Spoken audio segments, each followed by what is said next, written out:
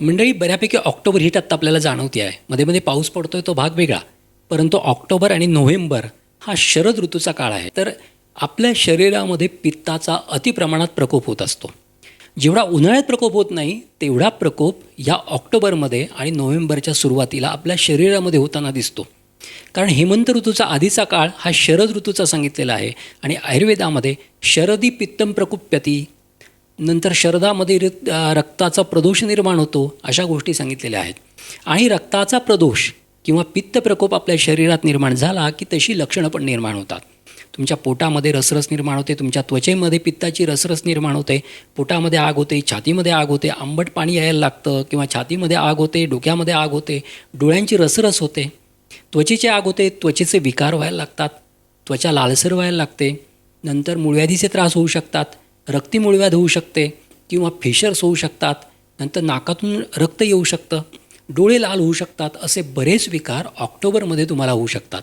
याचं कारण काय? तर आपण वर्षा ऋतूमध्ये अतिपित्तकर जर आहार घेतला असेल तर ते पित्त आपल्या शरीरामध्ये त्यावेळी साठलेलं असतं. आणि जेव्हा ऑक्टोबर हीट चालू होते त्या हीटमुळे हे पित्त द्रवीभूत होतं आणि त्याचा प्रकोप होतो. शरीरामध्ये उष्णता वाढते आणि त्यामुळे आपल्या शरीरामध्ये पित्त प्रकोपामुळे होणारे आजार आपल्याला दिसायला लागतात. यासाठी विरेचन करणं, शरदामध्ये विरेचन करणं, रक्तमोक्षण करणं हे अतिशय महत्त्वाचं आहे.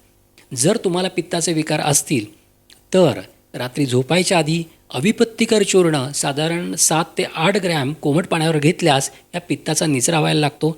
किंवा सकाळी रिकाम्या पोटी एरंड तेल 20 ते 30 ml दुधाबरोबर घेतल्यास ह्या पित्ताचा व्यवस्थित रेच होतो, पित्त निघून जायला मदत होते आणि शरीर साफ होतं.